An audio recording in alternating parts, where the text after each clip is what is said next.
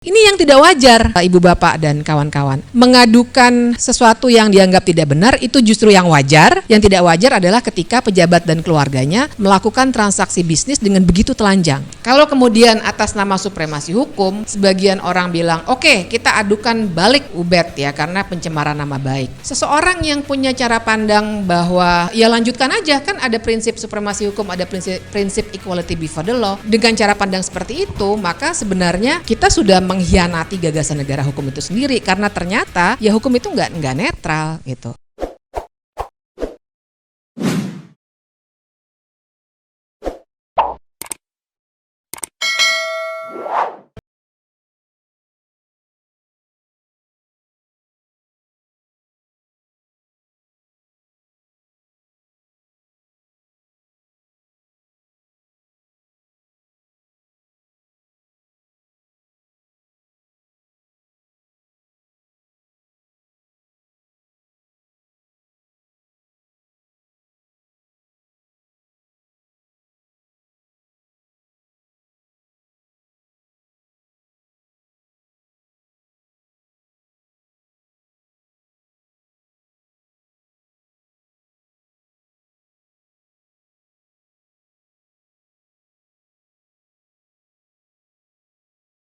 Selamat sore, Assalamualaikum warahmatullahi wabarakatuh, salam sejahtera untuk kita semua.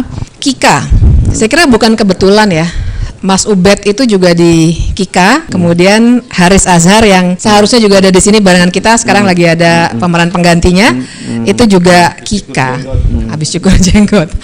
Nah, saya kira begini, bukan kebetulan karena yang ingin saya angkat untuk mendominasi adalah soal kebebasan akademik, bahwa apa yang dilakukan oleh Ubed itu sebenarnya tugas akademik, tugas dari para akademisi untuk bisa lurus bersikap kritis terhadap apapun yang seharusnya dikritik. Kan saya kira kita bisa panjang nih, 3 hari 3 malam kita bisa cerita-cerita soal bagaimana, itu yang sering kita bicarakan di Kika ya, Castro. Ini biasa di Kika dipanggil Castro soalnya.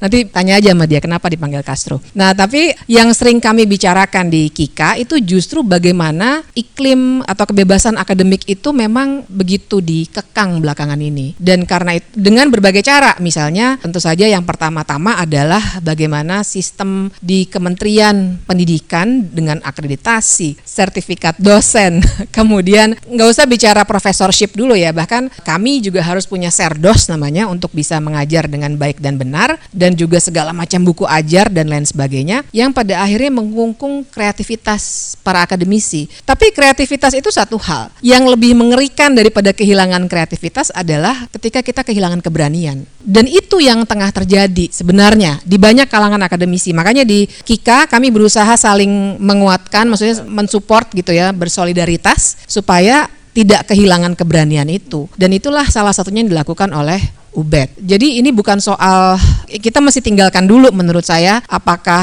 betul bersalah atau tidak, apakah kita bisa bincangkan lebih lanjut KPK akan berani atau tidak misalnya. Tapi bahwa ada hal-hal yang sebenarnya keliru secara etik, secara akal sehat, tuh bagiannya Bang Rocky nanti yang ngomongin akal sehat. Kemudian semua orang tidak berani untuk berbicara, itu yang saya kira harusnya jadi alarm buat kita semua. Nah, yang dilaporkan oleh Mas Ubed itu kan bukan sesuatu yang begitu janggal ya. Dalam sebuah negara hukum itu tentu saja sangat wajar kalau kita mengadukan. Bahkan di KPK itu ada istilahnya sendiri namanya DUMAS, pengaduan masyarakat. Ya, siapapun, saya, kita semua, Anda bisa mengirimkan laporan terkait siapapun dan kemudian menjadi tugas KPK untuk melengkapi buktinya, memeriksa, memverifikasi dan lain sebagainya. Dan malah dijanjikan bonus loh oleh Pak Jokowi. Ada oh iya betul.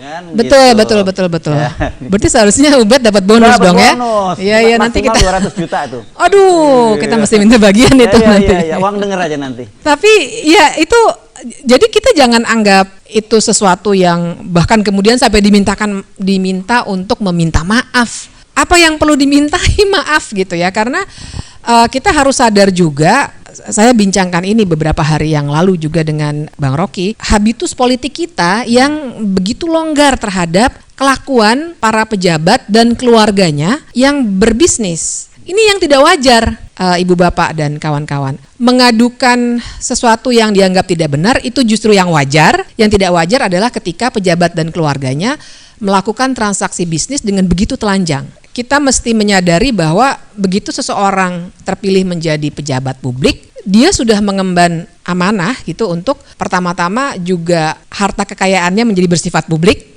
Bila dia ingin memperbesar harta kekayaannya dan lain sebagainya, harus dilakukan semuanya dalam konteks publik gitu. Artinya, satu, tentu saja tidak boleh sebenarnya memperbesar harta kekayaan selagi menjabat, pun itu keluarganya ya, karena tidak bisa dipisahkan antara relasi keluarga itu dengan pejabatnya itu sendiri. Tapi yang kedua juga harus ada deklarasi benturan kepentingan seharusnya. Bahkan di banyak negara lain itu harta kekayaannya mesti masuk blind trust tuh biasanya. Saking kalau kita mau ketat memang harusnya begitu. Nah, tapi kan kita ini karena banyak sekali yang terpesona dan merasa bahwa tidak ada yang salah dengan itu, bahkan merasa bahwa berbisnis adalah hak asasi manusia. Tapi kan sebenarnya kan nah ini nanti Bang Roke akan membahasnya saya kira soal akal sehat kita gitu. Tapi jangan tanya soal anak. Aduh, enggak, ya jangan. Boleh kaya apa enggak boleh ya. Mau membalas.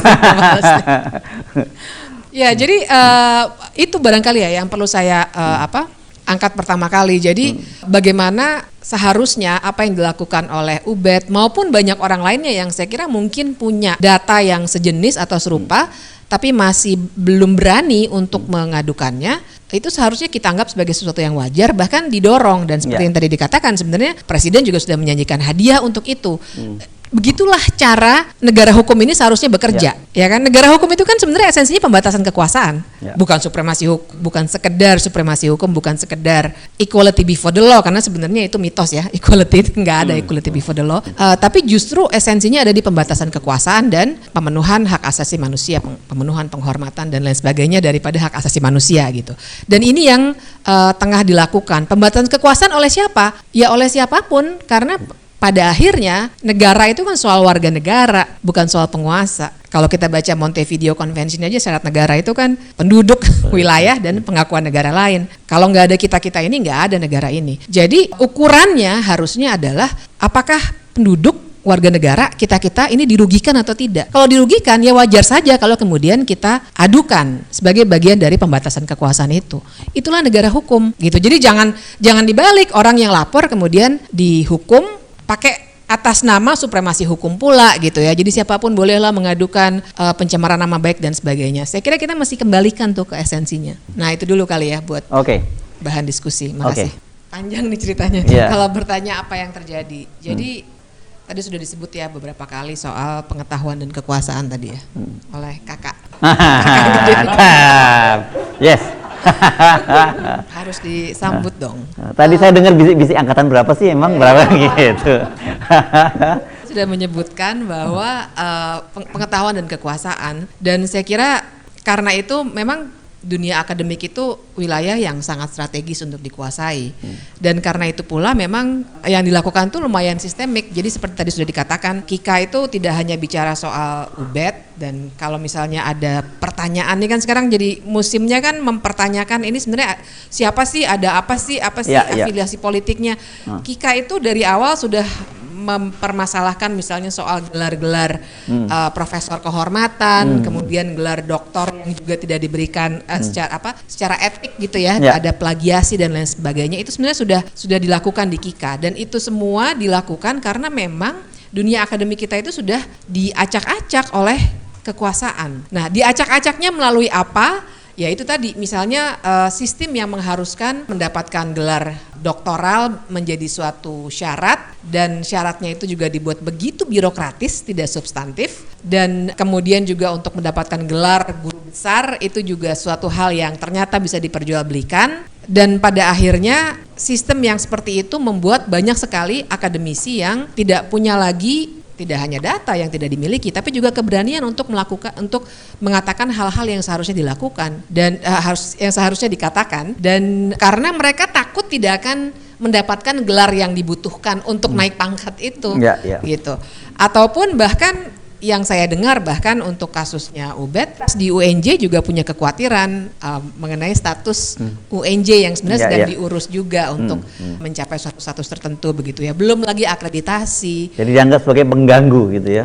Iya, itu semua dianggap mengganggu sehingga dijinakan melalui sistem yang sedemikian tertutupnya, dan ya itulah akhirnya yang membuat banyak kawan-kawan ini yang di KIKA ya berusaha untuk bersolidaritas begitu ya, dan kemudian saling mendukung, termasuk untuk mengatakan hal-hal seperti itu. Itu banyak sekali ya, dan kita juga tidak hanya dosen sebenarnya, beberapa mahasiswa juga ada di jaringan besar KIKA untuk memperjuangkan hal seperti itu, karena banyak sekali bahkan dosen yang menggunakan skripsi ataupun tesis mahasiswanya untuk dijiplak dan mendapatkan gelar doktor atau sekedar publikasi untuk memenuhi syarat untuk mendapatkan gelar guru besar. Kan sakit ya. Dunia akademik kita tuh sakit berat gitu. Jadi kalau misalnya sekarang barangkali yang bisa berbicara banyak di forum-forum seperti ini justru bukan akademisi, perhatikan. Karena mereka justru nggak berani. Ketakutan gitu ya. Takut untuk itu tadi ya, kehilangan kesempatan untuk mendapatkan gelar dan lain sebagainya. Kalaupun ada upaya-upaya untuk sedikit berpikir, barangkali lebih banyak untuk proyek-proyek yang dikelola oleh pemerintah. Kami sendiri, karena saya sama Kasro bareng-bareng bidangnya ya hukum tata negara. Kami juga ada sedikit perpisahan dengan kawan-kawan di Asosiasi Pengajar Hukum Tata Negara misalnya, karena cukup banyak di antara kawan-kawan kami sendiri yang akhirnya memilih untuk mengerjakan proyek-proyek dengan lembaga-lembaga negara yang exercise akademiknya sangat minim. Seringkali bahkan seperti kita ketahui, dosen seringkali juga jadi justifikasi dari kebijakan. Kalau misalnya kita dengar istilah-istilah uji sahih, nah itu ya, uji sahih, sosialisasi RUU Cipta Kerja atau sosialisasi RUU Ibu Kota Negara misalnya. Apa kita pernah dikonsultasikan, kita setuju atau tidak dengan nama Ibu Kota Nusantara misalnya begitu ya. Tapi seperti yang sudah kita lihat juga di persidangan Mahkamah Konstitusi misalnya untuk Undang-Undang Cipta Kerja, yang dinilai adalah sosialisasi yang dilakukan ke kampus-kampus. Jadi banyak sekali kalangan akademisi yang akhirnya jadi stempel untuk kebijakan, karena bahkan nama dari sebuah policy paper untuk sebuah RUU adalah naskah akademik. Seakan-akan ya dunia akademik yang harus memberikan stempel sah atau tidaknya suatu rancangan undang-undang gitu. Jadi memang banyak PR kita ya, padahal kalau kita mau bicara reformasi hukum kah, mau bicara reformasi politik, pasti kita akan harus berbicara soal pendidikan kan. Bagaimana orang-orang yang tidak bisa berpikir bebas bisa berimajinasi soal hal-hal yang baru dalam kehidupan berbangsa kita gitu. Nah itu yang kita tidak miliki, imajinasi itu yang kita tidak miliki. Nah kalau boleh itu ya tadi supremasi hukum ya. Ya, silakan lanjutkan. Soalnya ini menarik banget. Kebetulan tadi saya habis ngasih training HAM dan bicara hal yang sama. Saya ngajak beberapa kawan mahasiswa juga untuk memikirkan ulang soal demokrasi dan negara hukum. Nah saya kira sangat erat kaitannya dengan apa yang kita bincangkan sore hari ini. Kita itu saya kira kalau bicara negara hukum memang seringkali terkecoh dengan daftar. Negara hukum adalah 1, supremasi hukum, 2, equality before the law, kan begitu ya, yang dihafal di kampus-kampus bahkan sejak SMA barangkali ya, dalam kelas apa tuh PPKN ya sekarang ya namanya ya, PPKN. Tapi kawan-kawan tuh, saya bilangnya kawan-kawan loh, karena ada nggak apa-apa kakak. Jadi kawan-kawan itu yang harus dibongkar, karena begini, gagasan negara hukum itu sebenarnya lahir sebagai dobrakan dari gagasan bahwa yang menjalankan kekuasaan itu adalah orang-orang gitu ya. Dia ingin mengatakan bahwa kita sekarang harus memulai suatu tata kehidupan bernegara berdasarkan hukum, bukan berdasarkan penguasa. Sebenarnya di situ. Tapi kemudian secara bahasa tentu saja disederhanakan menjadi supremasi hukum. Sehingga kita sekarang lost in translation, kita menganggap bahwa supremasi hukum berarti hukum itu panglima, whatever happens. Kita seringkali lupa bahwa hukum itu kan dibuatnya oleh manusia juga. Bahkan dibuat oleh penguasa loh hukum. Undang-Undang Cipta Kerja hukum atau bukan? Hukum. Adil tidak? Jauh dari adil. Nah, jadi kalau kita beranggapan bahwa no matter what supremasi hukum itu harus kita laksanakan, maka kita akan terkungkung oleh apapun yang dibuat oleh penguasa dengan anggapan bahwa ya hukum itu supreme gitu. Padahal gagasan negara hukum sebenarnya bukan di situ. Gagasan negara hukum itu cuma mau bilang bahwa hey penguasa stop untuk bertingkah laku semau lo aja gitu. Sekarang harus dengan suatu kesepakatan yang kita beri nama norma hukum. Nah, jadi balik ke soal Bang Ubed, kalau kemudian atas nama supremasi hukum, sebagian orang bilang, oke, kita adukan balik nih Ubed ya karena pencemaran nama baik. Seseorang yang punya cara pandang bahwa ya lanjutkan aja, kan ada prinsip supremasi hukum, ada prinsip equality before the law. Dengan cara pandang seperti itu, maka sebenarnya ya kita sudah mengkhianati gagasan negara hukum itu sendiri, karena ternyata ya hukum itu nggak netral gitu. Dan dengan mengatakan bahwa proses aja dulu Ubednya nggak bisa, justru dalam konteks negara hukum yang berarti pembatasan kekuasaan tadi, harusnya pokok perkara yang dilaporkan oleh Ubed lebih dulu lah yang diperiksa gitu. Jadi dan itu ada di dalam undang-undang sebenarnya. Dalam undang-undang tipikor kita dikatakan bahwa yang harusnya diproses terlebih dahulu adalah laporannya, bukannya laporan balik atas individu itu. Nah, jadi saya kira cara melihatnya harus begitu supaya kita nggak tersesat, jangan sampai kita termakan oleh jargon supremasi hukum itu. Sama aja, equality before the law, apa kita equal antara misalnya kita ini yang ada dalam ruangan ini dengan orang-orang yang misalnya nggak punya KTP karena sekedar pilihan agamanya misalnya gitu, atau misalnya dengan orang-orang yang kelompok disabilitas misalnya, equal nggak kita? Saya kira enggak, apalagi dengan orang-orang yang seperti Ubed yang sebenarnya tengah melawan kekuasaan. Saya kira nggak ada equality juga gitu. Nah, jadi saya kira kita memandangnya harus lebih kritis gitu. Saya khawatir kalau misalnya kita menggunakan jargon-jargon hukum yang sudah dimaknai oleh penguasa, kita terkungkung di situ, kita terjebak di situ, dan lama-lama kita akan mengiyakan sama seperti kawan-kawan akademisi saya, kita lama-lama akan mengiyakan seakan-akan semuanya baik-baik saja. Ya ini legal, soalnya ini legal nggak? Kalau ditanya laporannya Ubed oleh Jokman legal nggak? Legal, ya karena ada dasar hukumnya. Tapi kan kita harus melihat beyond dasar hukum. Kita harus melihat ini adil nggak? Equal nggak perlakuannya untuk Ubed, dan apakah pokok perkaranya benar-benar diperiksa atau tidak. Nah, itu tanggapan saya. Terima kasih.